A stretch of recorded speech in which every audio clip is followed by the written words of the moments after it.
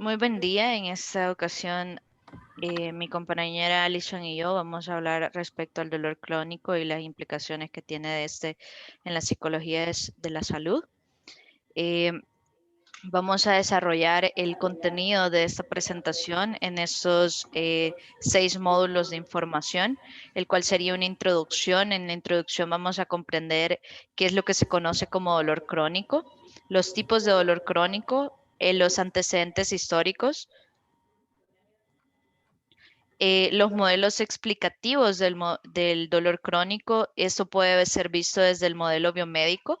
Asimismo, el modelo explicativo desde la psicología de la salud, cómo concibe la psicología de la salud la patología del dolor crónico.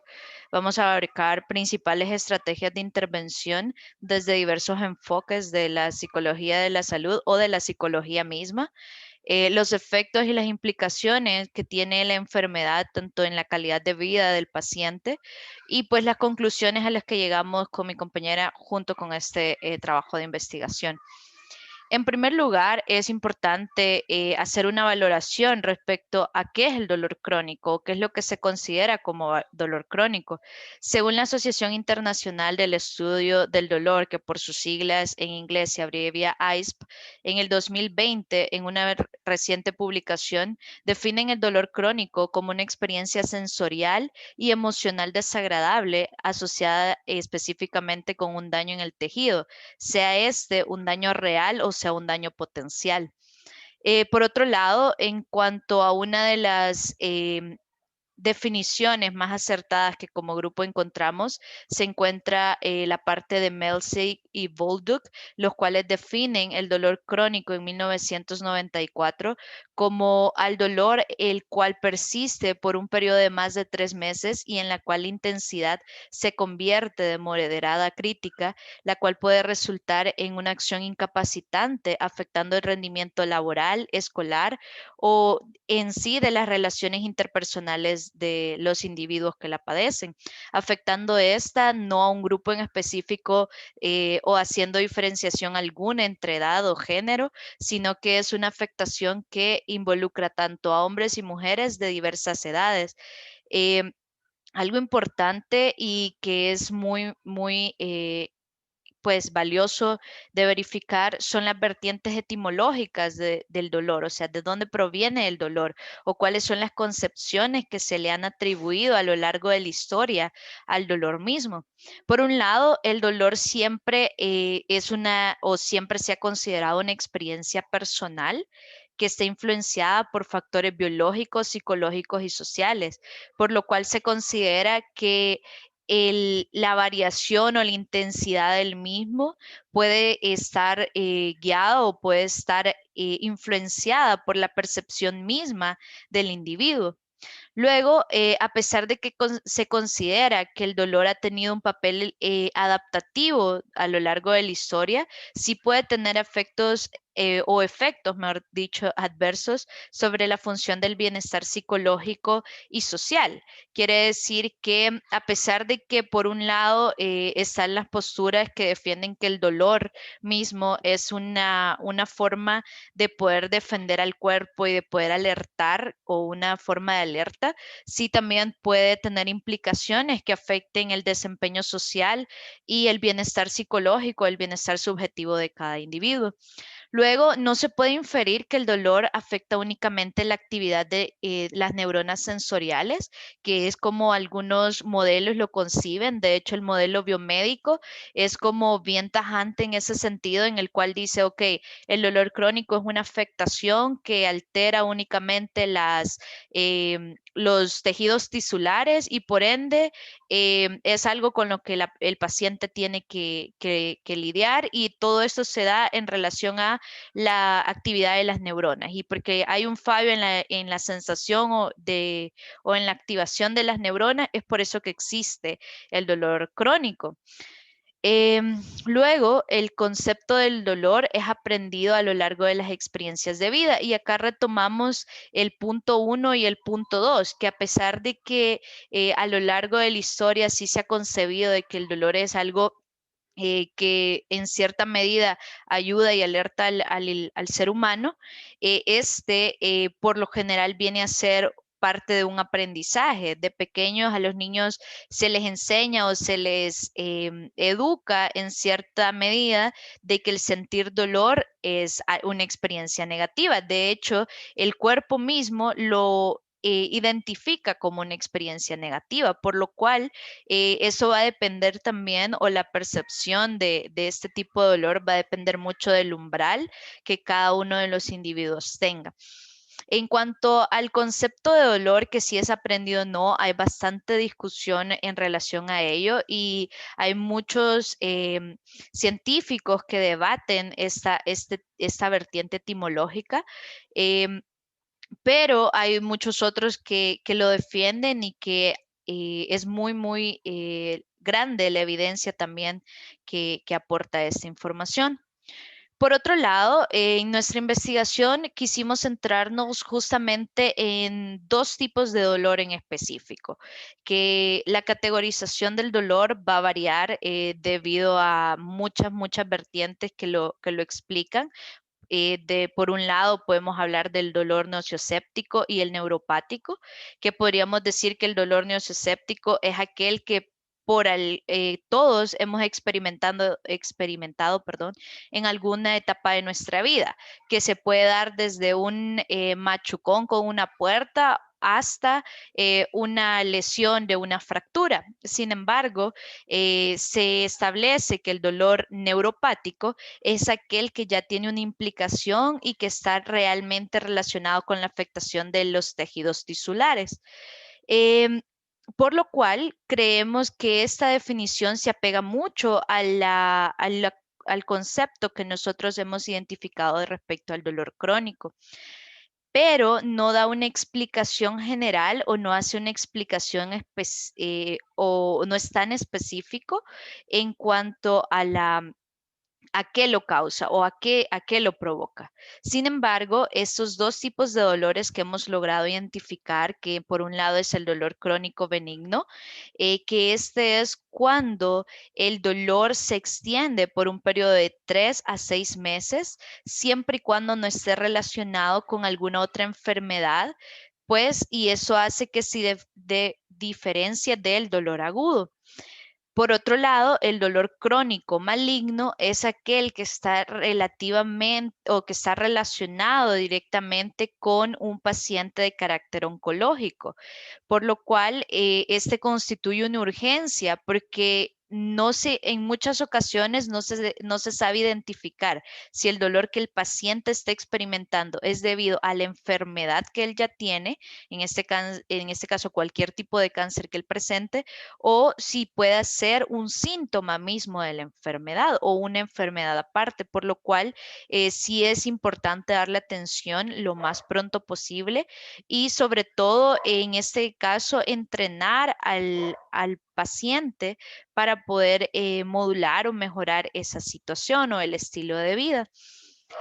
En cuanto a la parte de los modelos explicativos del dolor crónico, si lo vemos desde una perspectiva bastante general y sin abarcar los modelos de la psicología de la salud, hablamos de tres modelos que son como los que mejor explican o los que mejor han desarrollado a lo largo de la historia esta teoría o estas vertientes. En primer lugar, tenemos la teoría de la especificidad sensorial, que plantea que el dolor es únicamente una sensación específica debido a que tiene un propio aparato sensorial, que es independiente del tacto y de otros sentidos mismos. En este caso, postula que el dolor es el producto final de una transmisión lineal entre el estímulo nociceptivo, que es lo que hablábamos, de que cuando recién tenemos un contacto con algo que nos causa tener un movimiento, una reacción reflejo. Desde ese punto, esta teoría acuña que por parte del modelo, se acuña, o mejor dicho, se acuña por parte del modelo biomédico tradicional, ya que para este modelo solo hay como una causa y un efecto, en el cual el síntoma es el dolor y la causa vendría a ser a través de una lesión que el paciente tiene. De manera que cuando el dolor crónico se trata desde este modelo, prácticamente se puede ver totalmente reduccionista y obsoleto. Claro está que este planteamiento es un planteamiento de 1953 por Bonica y Lowser. A lo largo de la investigación se han ido modificando dichas concepciones, a lo cual partimos a una teoría también un poco pues reduccionista, que vendría a ser la teoría de la intensividad, que también tiene sus inicios en el 1953, y esta teoría postula que el dolor es un resultado de una estimulación excesiva del sentido del tacto, que vendría a ser como la contraparte de la teoría de la especificidad sensorial, porque en este caso nos dice que el estímulo mismo se da a través de el tacto, y que el tacto es por el cual se recibe, y que todo el sistema nervioso se activa a través de esto. Entonces la codificación de las neuronas y toda la parte que trabaja desde la parte biológica viene a tener su activación debido a lo que nosotros sentimos y percibimos por medio de nuestra piel. Asimismo, Livingston plantea su propia teoría central respecto a esta teoría de la intensividad, en la cual el resultado del daño nervioso es específicamente, o lo que él considera que el dolor crónico tiene su mayor afectación, es que lo tiene en las partes de la médula espinal, y que eso es lo que activa el sistema parasimpático y el motor somático. Que por otro lado se encuentra la teoría de la compuerta, que determina que el dolor deja de ser concebido como una simple sensación causa y efecto, considerándolo así como una experiencia perceptiva compleja y multidimensional. Ya a este punto, en 1991, que se hace la propuesta de la teoría de la compuerta, o de la puerta como también es conocida, cuando Melzag y Casey proponen esta teoría, pues se reducen de los conceptos simplistas que ya se habían visto anteriormente, de tanto de la teoría de la especificidad sensorial o de la teoría de la intensividad, y ya hace como una apreciación más profunda acerca de las complejidades que existen detrás de la percepción del dolor. Recibe dicho nombre porque utiliza una analogía a una puerta situada en el nivel dorsal de la médula, que al abrir deja pasar por la aferencia nocioceptiva hacia los centros superiores, mientras que al cerrarse impedirá el paso, modulando así la percepción del dolor. Por lo cual, este modelo o esta perspectiva determina que el dolor, pues como acá lo hemos mencionado, ya no viene a ser la sensación misma, sino que se involucran aspectos tanto sensoriales, emocionales, pero ya más adelante mi compañera Alison hablará al respecto y la retomará, porque de hecho esta teoría ha sido retomada por los modelos explicativos de la psicología de la salud. Los dejo con Alison. Muchas gracias. Sí, en este caso, para ahondar un poquito más en en los modelos explicativos de la psicología de la salud, o la perspectiva que traemos desde la psicología de la salud, vamos a hablar de 6 modelos diferentes y un poco de sus intervenciones también desde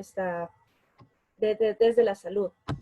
Vamos a empezar con el análisis procesual del estrés. En este caso, este modelo mira la experiencia del dolor, está determinada por la capacidad del sujeto para manejar situaciones estresantes. Esto lo hace a través de recursos internos como externos, con los que el paciente ya cuenta para poder hacerle frente a esta adversidad. Ahora bien, hay diferentes variables que pueden ser también que van adscritas a esta manera en cómo lo confronta el paciente. Pero el modelo que propone Lazarus y Folkman, en específico del análisis procesual del estrés, son por 3 aspectos, que es la personalidad, la manera en que se afronta y la adaptación del paciente. Eso quiere decir que la personalidad determina las estrategias de afrontamiento que va a tener el paciente, y de esa manera va a poder adaptar la experiencia del dolor crónico a su día a día. Y esto va a variar pues de individuo a individuo, es lo que plantea este modelo.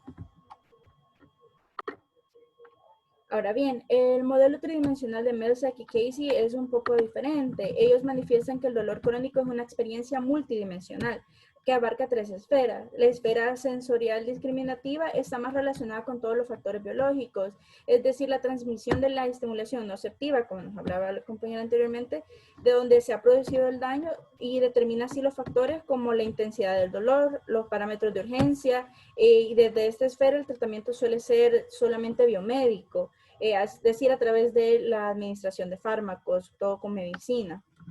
Desde la dimensión motivacional efectiva, acá se van relacionando con la cualidad que el paciente le otorga a la sensación del dolor, siendo esto una valoración subjetiva variante de paciente a paciente, de aspectos como la experiencia del dolor, aspectos de sufrimiento, aversión y posibles cambios emocionales producidos por la enfermedad. La esfera número 3, que es la cognitiva evaluativa, hace referencia a las creencias, los valores culturales y las variables cognitivas que el sujeto atribuye a la experiencia del dolor. Es decir, ya más sus pensamientos, cómo están sus creencias ligadas a cómo él percibe el dolor. Estas concepciones están relacionadas directamente con cómo la sociedad visibiliza o expone al paciente ante su enfermedad. Es muy diferente una sociedad que ve el dolor crónico como algo que debe tratarse a una sociedad que no le da la importancia o no ve algo real el dolor crónico. Así lo va a experimentar esta paciente. En el otro de los modelos es el mindfulness y el dolor crónico. Ahora bien, en este modelo afirma que la actividad del córtex prefrontal aumenta cuando las personas reciben apoyo social. ¿Qué significa esto? Que hay una mejor percepción de parte del paciente si tiene apoyo social de parte de su círculo, tanto social como emocional. Se puede inferir que cuando el individuo medita, ayuda a producir esta antinocicepción, que de esta manera afronta el dolor. Se ha comprobado que las personas que meditan ante ciertos estímulos dolorosos, su córtex prefrontal se activa y produce esta desactivación de las áreas cerebrales que están implicadas en el dolor crónico. En este caso, en el procesamiento afectivo motivacional del dolor. ¿Cómo aplicamos el mindfulness? En pacientes con dolor crónico se fundamenta en que la idea puede ayudarles a aceptar el dolor que están viviendo y de esa forma dejan de evitar. Pues al evitar es que empiezan toda esa parte que hablamos perceptual de ellos y si ellos lo aceptan en este caso, tienen más control sobre los procesos atencionales que están ligados a esta percepción misma. Otra de las ventajas del mindfulness es que la intensidad del dolor se puede disminuir eliminando los componentes emocionales que se le está dando al significado de la percepción del dolor. Ahora bien, la terapia cognitivo-conductual y en este aspecto lo ve como los pacientes, o sea, se utiliza para los pacientes con padecimientos crónicos para estimular la forma de pensar y las cogniciones que se presentan ante cierta enfermedad. En este caso se ven lo cognitivo, que es el pensamiento, y la acción, que es la parte conductual. Se ayuda a los pacientes a darse cuenta de que los pensamientos desalentadores son los que hacen que se sientan mal físicamente. Al modificar esos pensamientos a unos pensamientos que sean más de aceptación, más positivos ante su situación, podemos darnos cuenta que sus conductas van a ser diferentes y también su percepción del dolor va a ayudarles a cambiar y ya no sentirse mal físicamente. También intenta eliminar los pensamientos irracionales o automáticos que pueden generar este dolor y luego modificar las creencias nucleares de estos pacientes, haciendo mucho más fácil su afrontamiento y lograr vivir con el dolor crónico en ciertos casos. Una parte importante de la terapia cognitivo-conductual se convierte en la actitud que el paciente adopta frente a un tratamiento, ya que aunque el cognitivo-conductual sí intenta como aliviar esta situación de los síntomas, es más que todo que permitirle al paciente recibir este tratamiento, porque es una parte importante para mejorar la calidad de vida. Si él se muestra pasivo y no coopera con la terapia, no va a recibir un impacto positivo para disminuir los síntomas, sino que lo que va a hacer es generar aún más dolor y otras situaciones que se van dando por esas actitudes. Algunos de los problemas con los que sí se enfrenta la terapia cognitivo-conductual ante el tratamiento del dolor clínico es que al ser un área que reúne muchos componentes de múltiples fuentes disciplinarias, cuenta con muchas herramientas clínicas para la intervención, pero no delimita específicamente cuáles de los componentes utilizados resultan ser como más útiles. Sin embargo, para la intervención como tal de parte del cognitivo conductual, es importante primero obtener resultados, que ya vamos a hablar un poco de cómo es la evaluación del dolor crónico.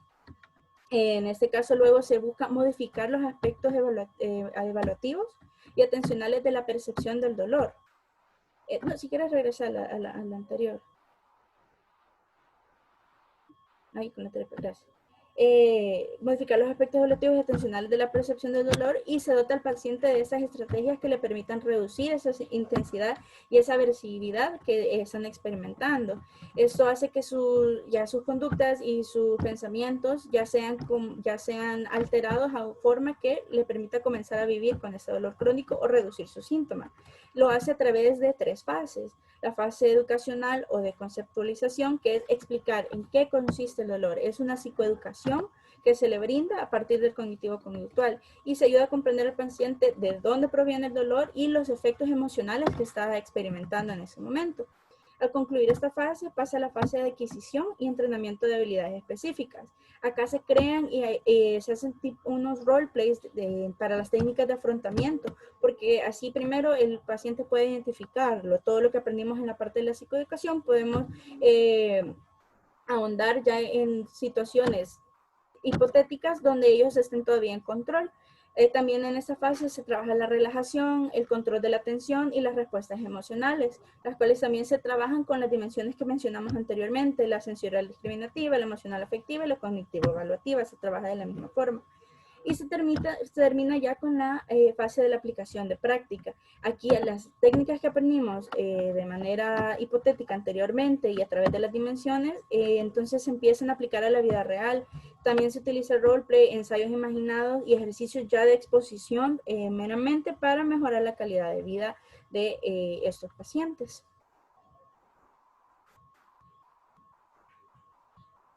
Otro de los modelos muy importantes es el biofeedback. En este caso es un conjunto de procedimientos fisiológicos que permite crear técnicas de autocontrol. Esto es a través de una retroalimentación. Es muy importante acá el rol de la persona que le está atendiendo. En este caso podríamos llamarle el médico, el terapeuta, el interventor en este caso, que le está dando este feedback sobre el funcionamiento de su cuerpo al experimentar el dolor. La finalidad de darle ese biofeedback, explicarle, digamos, a esa persona y darle como los resultados y una explicación extensa y profunda sobre la información que hemos percibido, es poder tener una autorregulación. Entonces podemos empezar el adiestramiento en la relajación. Luego de que el individuo conoce su cuerpo, conoce sus respuestas, empezamos a autorregular esas respuestas que él está experimentando y se empieza a adiestrar en la relajación y en diferentes técnicas. La importancia, como les mencionaba, es permitir al paciente controlar sus respuestas conductuales, reconocer que hay factores que están relacionados con la aparición de sus respuestas. Es decir, si él hace algo que le está causando dolor, pero nunca se había percibido de esto, este tipo de modelo permite que alguien se lo deje saber, él se dé cuenta y logremos empezar a modificar la conducta. Este modelo también usualmente va acompañado de otros modelos. Sí trabaja muy bien por sí solo en ciertos casos, sin embargo, es muy importante utilizar, por ejemplo, estrategias de afrontamiento, que vamos a hablar ya pronto, estrategias de resiliencia o terapias cognitivo-conductuales, porque también es parte de la evaluación principal y puede ser luego la intervención. Ahora bien, las estrategias de afrontamiento y la resiliencia, que en este caso las estrategias de afrontamiento es la forma como el paciente enfrenta el dolor crónico. Se puede enfrentar de dos maneras, de forma activa y pasiva. La forma activa, que según Lazarus y Folkman es la manera en que todos los pacientes de dolor crónico deberían enfrentar la situación que están viviendo, es a través de la distracción. Al saber que yo estoy experimentando dolor, no me enfoco en lo que está sucediendo, sino que me distraigo con alguna actividad. Usualmente son actividades planeadas por un terapeuta. La autoafirmación, en este caso el autocontrol mental y la búsqueda de información. Si, digamos, yo estoy experimentando dolor, no me quedo como me siento mal, tengo dolor en este momento, busco de dónde proviene este dolor y empiezan autorregistros, que también ya vamos a hablar un poco al respecto, para poder conocer y hacer productivo lo que estamos experimentando. Entonces la perspectiva cambia. En cambio, las formas pasivas es evitar el dolor, asignar los pensamientos del dolor a creencias de religiosas o catarsis, es decir, en cuanto a la catarsis, es decir, solo expresar que me siento mal por esto y lo otro, es una situación muy injusta la que yo estoy viviendo, aunque sí tiene mérito y en algunas técnicas las utilizan que se puede expresar en un lugar controlado, si es de manera repetitiva en lugares donde no son apropiados para expresar esta catarsis, en la realidad lo que hace es estar percibiendo el dolor y procesándolo de manera negativa. Y la religión usualmente puede ser que una persona asigne todas sus soluciones hacia un ser supremo, que este ser supremo me va a curar, me va a hacer sentir mejor, o si yo hago esto de mi religiosidad, eso me va a dar algún tipo de alivio. Sin embargo, se vuelven pasivos porque ellos no toman ninguna herramienta o técnica para poder llevar a cabo algo que realmente pueda generar alivio en ese momento. Otra forma de afrontamiento también pueden ser la búsqueda de apoyo social, la toma de medicación y la expresión de emociones de manera controlada, no con fines de catarsis en este caso. Ahora bien, para la resiliencia hay tres tipos, hay también tres fases, llamémoslas. En este caso se entiende la resiliencia en el contexto del dolor crónico como un patrón de respuestas que caracteriza a pacientes con elevados niveles de intensidad de dolor, pero con una baja interferencia en su cotidianidad y un escaso malestar emocional. Los pacientes resilientes presentaban menos conductas de protección, un autodiálogo positivo, mayor persistencia a la hora de efectuar tareas. Hay bajos niveles de miedo al dolor, y menor incapacidad autoinformada, menor catastrofismo y mayor apoyo social tangible. En este caso, las etapas que siguen en cuanto a la formación de resiliencia, en cuanto al dolor crónico, es el análisis de las cualidades individuales, es decir, yo tengo, yo soy, yo estoy, yo puedo. También es el análisis de los procesos de adaptación, que son los procesos relacionados a la adaptación positiva a las condiciones de adversidad. Y por último, el análisis de las motivaciones para la reintegración resiliente, es decir, que es el incremento de la motivación tras la adversidad. La capacidad para ser resiliente está en cada ser humano y eso permite que, a pesar que esté experimentando una situación sumamente difícil, que el dolor crónico influye en varios aspectos de su vida, él todavía encuentra la motivación para continuar viviendo una vida normal.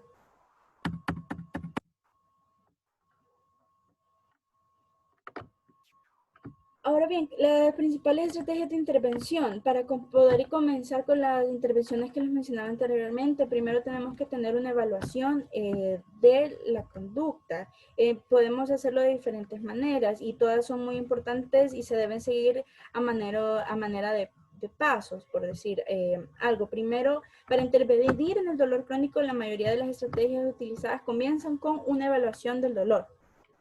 Antes de abordar los aspectos emocionales y factores psicológicos, se debe conocer cómo el dolor está afectando la conducta del paciente, de dónde provino este dolor y cuáles son las consecuencias que está experimentando en este momento el paciente.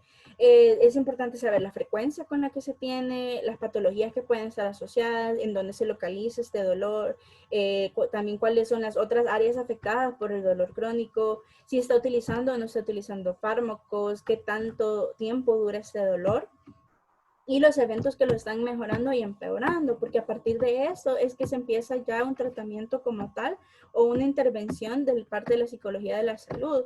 Esto va muy de la mano también con los doctores que pueden estar visitando a esas personas, qué tipos de tratamientos ha recibido anteriormente, porque de esa manera se sabe cómo se va a fijar el tratamiento, en qué se va a focalizar y de esa manera poder brindar una ayuda real. En este caso, para llevar a cabo la evaluación psicológica del dolor, tenemos diferentes aspectos, son 5 en específico. Primero es la entrevista conductual. Acá recopilamos información para un análisis funcional del dolor. Es decir, a través de preguntas recabamos los aspectos conductuales, psicológicos y sociales que ha estado experimentando esta persona. También como factores de protección que pueda tener, factores de riesgo. Para poder conocer un poco más a profundidad de esto, se dejan autorregistros. Estos autorregistros se conocen como diarios del dolor. Al final se espera que al final de esos autorregistros el terapeuta pueda tener una mejor perspectiva de cómo percibe esa persona el dolor y cómo la logra expresar en estos diarios. Se pretende recolectar esa información y permite identificar también los factores generales del dolor, las consecuencias que está teniendo y de la manera que está afrontando estas situaciones. La observación, aunque pueda parecer un poco obvia, puede ser porque lo estamos haciendo constantemente, la observación en momentos específicos, al poner ejercicios iniciales de prueba, es muy importante porque acá podemos recabar los indicadores físicos que se pueden ver a simple vista. En este caso también se hacen cuestionarios, el cuestionario del dolor de McGill, de Melsack y el inventario breve del dolor. Eso permite también poder cuantificar la percepción del dolor, poder cuantificar también cómo se está experimentando este dolor y poder trabajar a partir de ello. Por último, están los registros psicofisiológicos. Es muy importante conocer de qué manera se categoriza este dolor que está viviendo, que puede ser un dolor, está la escala visual análoga, que se conoce como, por sus siglas como EVA, y consiste en clasificar el dolor desde más bajo a más alto, perdón, utilizando una línea de 10 centímetros.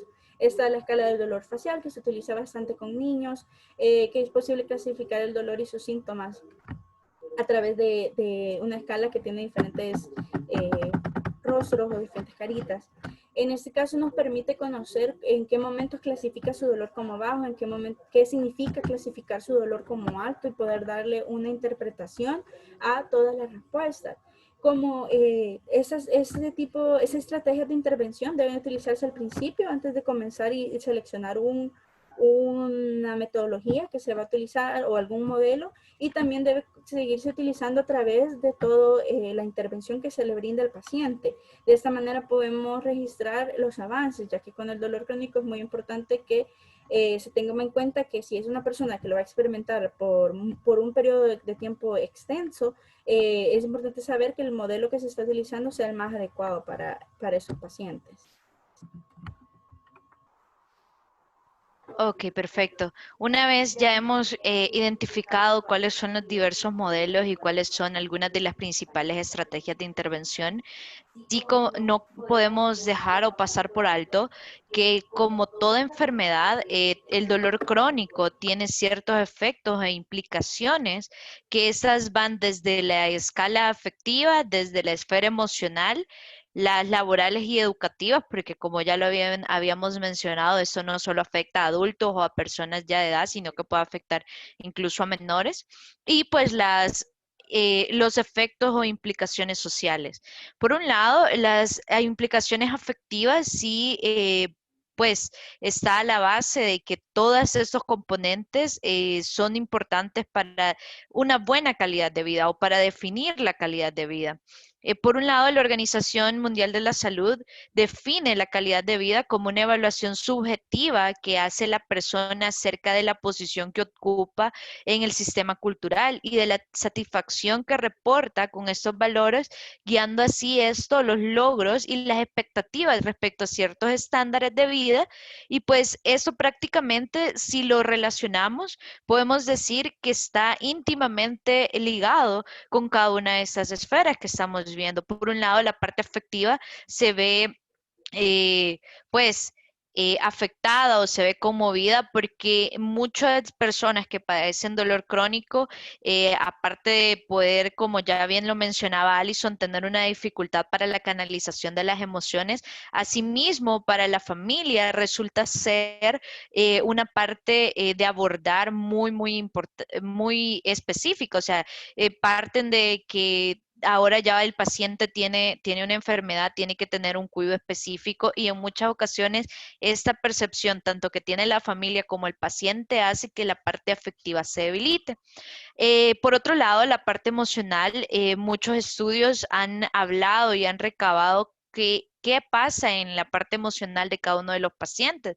¿Por qué? Porque el dolor crónico puede partir de algo tan espontáneo, como ya lo habíamos hablado anteriormente, que puede por completo venir a cambiar la percepción que tienen las personas. Por ende, a la hora de expresar las emociones y el pensar como que en algún momento esto me puede resultar discapacitante por completo, sí afecta la parte de de la cognición misma, y eso hace que los sentimientos o todo lo demás esté íntimamente relacionado, afectando incluso la parte de cómo manejan la ansiedad, la parte de cómo se podría llegar a detonar incluso un trastorno ya del tipo ansioso o un trastorno del estado del ánimo en sí.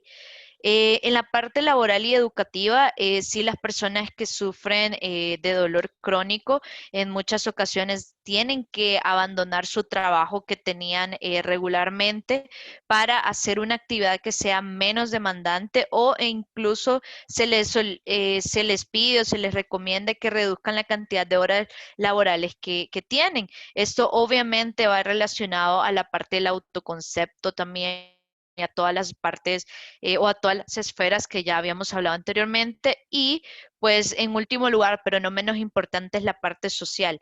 Sí, el componente social, sabemos que al alejarte de tu grupo de trabajo, al alejarte de la escuela, al tener malas relaciones incluso en la familia, sí empieza a tener cierta afectación como tal.